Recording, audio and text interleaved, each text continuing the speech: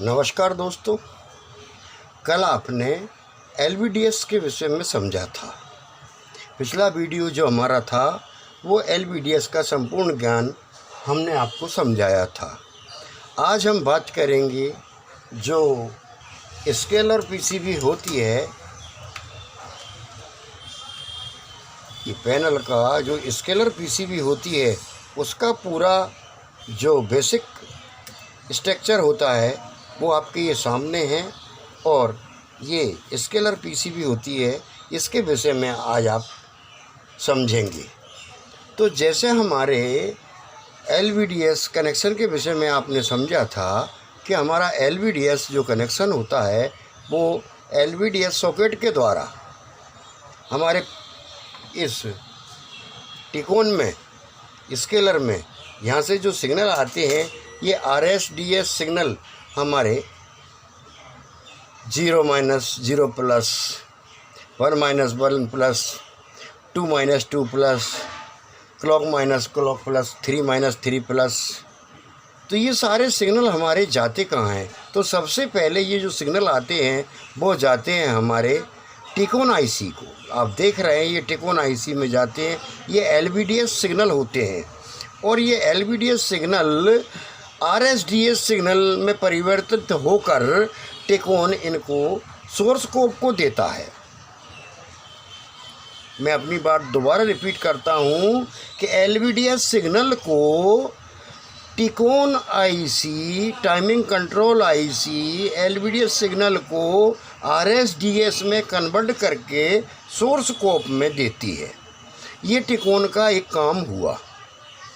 अब टिकोन काम कैसे करता है इसके विषय में हम चर्चा करेंगे। ये तो हुआ हमारा एलवीडीएस सिग्नल का जो RSDS में कन्वर्ट हुए। अब ये टिकोन आईसी काम करता कैसे है, ये DC to DC आईसी काम कैसे करता है, ये गामा आईसी काम कैसे करता है और ये लेवल शिफ्टर आईसी काम कैसे करता है। तो सबसे पहले हमें जो हमारा BCC 12 वोल्ट आता है और एलवीडीएस सिग्नल जो आते हैं और BCC 12 वोल्ट, कल हमने आपको बताया ये BCC 12 वोल्ट सीधे ही जिस भी आईसी में जाते हों, जैसे कि आपने देख रहे हैं ये BCC 12 वोल्ट हमारी DC to DC आईसी में जा रहा है। ये ग्राउंड चला गया और ये BCC 12 वोल्ट। यहाँ हमारे वोल्ट 3.3 एवं 5 वोल्ट भी हो सकते हैं, क्योंकि पैनल 3 तरह के वोल्ट को लेता है, 3.3, 5 वोल्ट और 12 वोल्ट। तो ये तो पैनल के ऊपर रहेगी। हम अब कल पढ़ा चुके हैं आपको, जैसे ही BCC जिस भी आईसी में जाता है वह आईसी हमारी DC to DC आईसी कहलाती है। अब इसको पहचाने कैसे हम कि इसमें DC to DC आईसी कौन सी है? 1, 2, 3, 4 आईसी लगी है, क्या ये DC to DC आईसी है? ये यहाँ तो हमने लिख रखा है, लेकिन जब आप सेट को खोलेंगे तो उसमें थोड़ी ऐसा लिखा होगा कि DC to DC IC, Tcon IC, gamma IC. ये तो हमने आपको बेसिक समझाने के लिए बताया है। तो इसको कैसे पहचाने हम कि DC to DC आईसी कौन सी आईसी होती है? क्योंकि इस आईसी को पहचानने के लिए तो इस आईसी को तो हम यूँ पहचान सकते हैं कि RSDS सिग्नल देख लेंगे कि पेयर उसमें जा रहे हैं। और DC to DC आईसी को कैसे पहचानेंगे हम? तो उसका पहचानने का सीधा एक तरीका है कि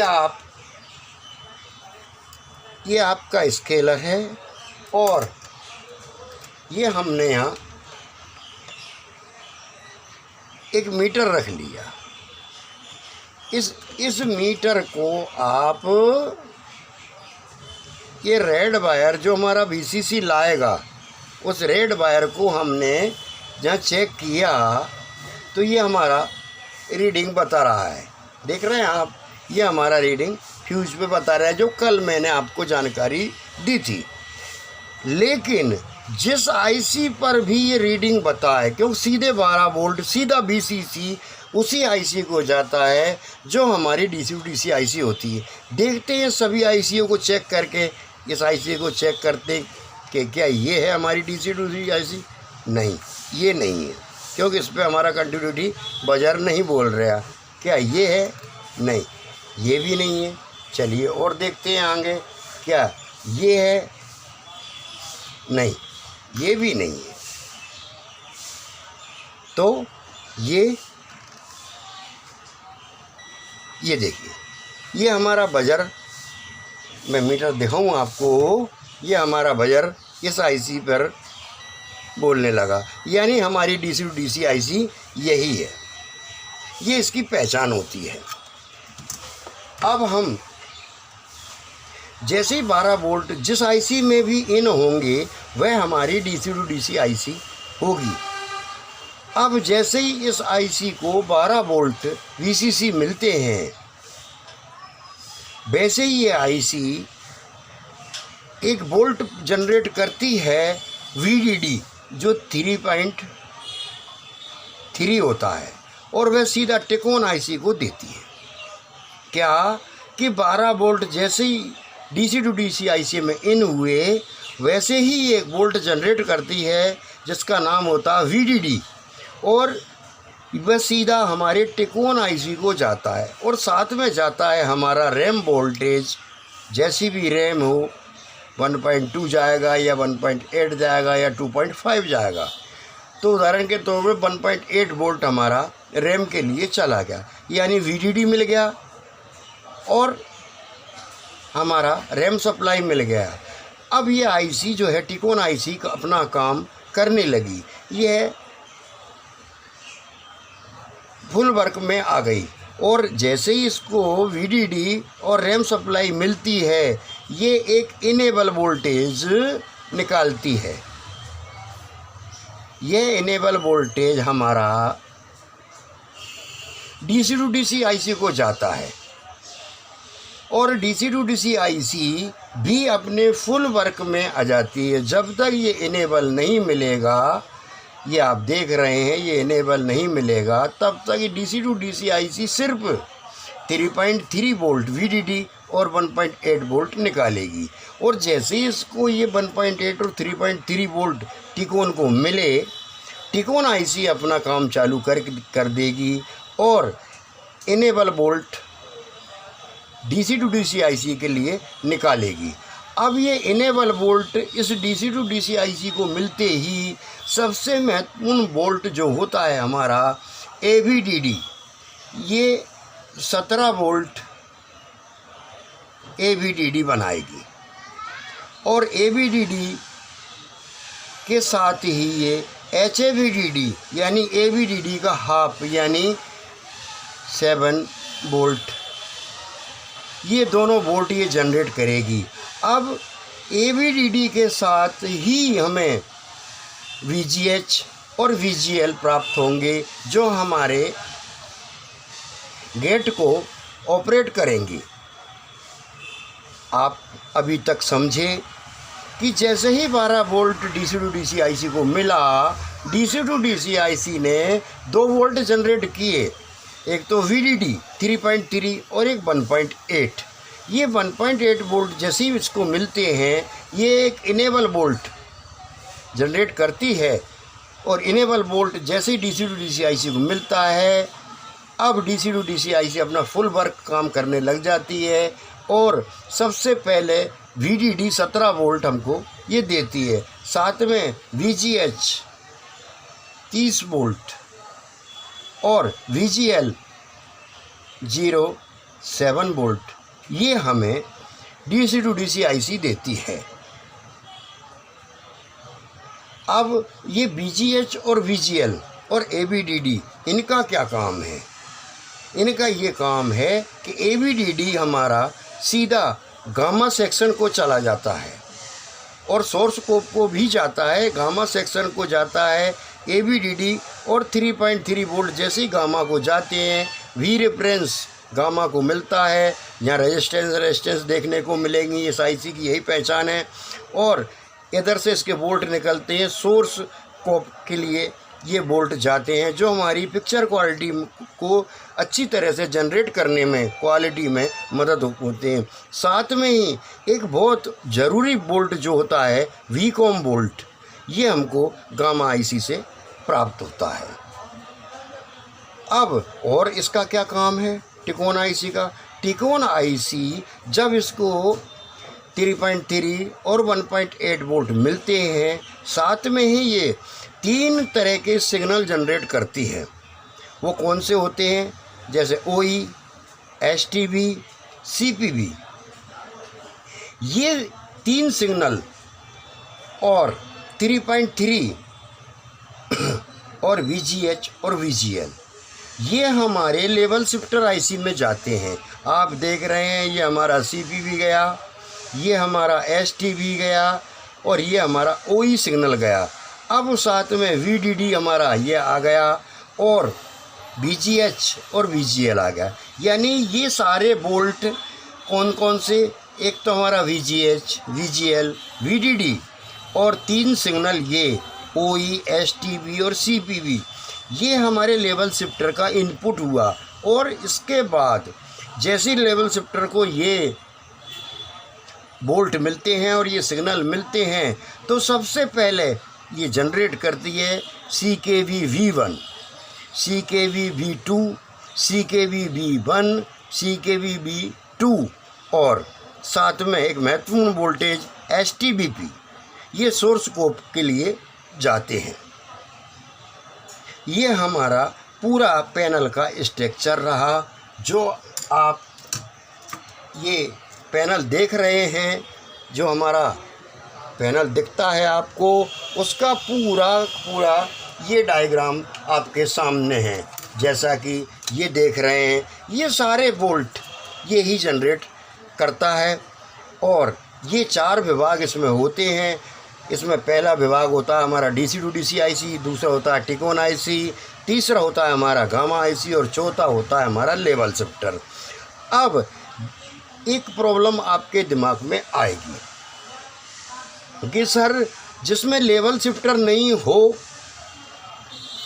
जिसमें साइड कॉप हो, तो उसके लिए दोस्तों कोई बड़ी बात नहीं है समझने के लिए। ये VGH, VGL, VGH और VDD और साथ में हमारे ये 3 सिग्नल ये सीधे साइड कोप पे चले जाएंगे और हमारा गेट कोप, साइड कोप पे जो हमारा वो होता है कॉप, उसको ड्राइव करेंगे। इसमें कोई अलग बात नहीं है। ये सिग्नल हमने यहाँ ड्राइव करने के लिए CKB भी हमारा ड्राइव करता है और वहाँ भी हम ड्राइव करवाते हैं। तो इस तरह ये आसान रूप से हमने आपको ये पूरा इसका स्ट्रक्चर समझाया और मुझे पूरी उम्मीद है कि आपको ये समझ में ज़रूर आ गया होगा। क्यों कि आप देख रहे हैं LVDS कनेक्शन, हमारे सिग्नल इन हुए, हमारे सिग्नल आउट हो गए। ये काम किसका है? इस टिकोन का। अब टिकोन चालू कैसे होगा? इसको VDD 3.3 वोल्ट मिलेंगे और साथ में रैम वोल्टेज मिलेंगे 1.8 और जैसे ही इसको ये मिलते हैं ये इनेबल वोल्ट निकालेगी। साथ में जैसे ही enable DC to DC IC को मिलता है ये ABDD वोल्ट जनरेट करती है। साथ में VGH और VGL वोल्ट भी DC to DC IC generate करती है और ये ABDD वोल्ट हमारा गामा सेक्शन को जाता है। V रेफरेंस के द्वारा वोल्टेज 1, 2, 3 इस तरह गामा 12, गामा 14, गामा 16 इस तरह के इन होते हैं और इस तरह इसमें आउट होकर सोर्स कोप में जाते हैं। अब साथ में ये 3 सिग्नल निकालता है OE, STB, CPB, ये 3 सिग्नल और 3 तरह के बोल्ट VDD देख रहे हैं आप ये, और VGH और VGL लेवल शिफ्टर का इनपुट हुआ। ये 3 तरह के बोल्ट और 3 तरह के सिग्नल जब लेवल शिफ्टर को जाते हैं तो लेवल शिफ्टर निकालती है अपना CKB V1, CKB V2, CKB V1, CKB V2 और साथ में STBP। ये सारे बोल्ट आपको अच्छी तरह से याद करना है, समझना है। क्यों खराबी जब भी आएगी या तो हमें VCC नहीं मिलेगा तो हम VCC दे देंगे, VDD नहीं मिलेगा तो VDD खोज लेंगे। हमारा रैम बोल्ट नहीं मिलेगा 1.8 तो उसको चेक करना होगी, हमें VGH चेक करना होगी, हमें VGL चेक करना होगी, हमें AVDD चेक करना होगी, और साथ में हमें VCOM 6 वोल्ट ये चेक करना होगी। CKV को हमें ट्रेस करके और कटिंग करना होगी। ये ज़रा सा फॉल्ट अगर आपने समझ लिया तो ये मान लीजिए पैनल में आप मास्टर हो गए। वैसे पैनल में लोग भूत बताते हैं, बहुत बड़ा वो बताते हैं, अरे साहब पैनल सुधरता नहीं है। लेकिन दोस्तों ये बेसिक नॉलेज जिसने भी ले ली, ये बेसिक नॉलेज पर जिस व्यक्ति ने भी काम कर लिया वो व्यक्ति मास्टर बनेगा। क्यों कि इसमें सारा काम ICO का ऑटोमेटिकली काम होता है।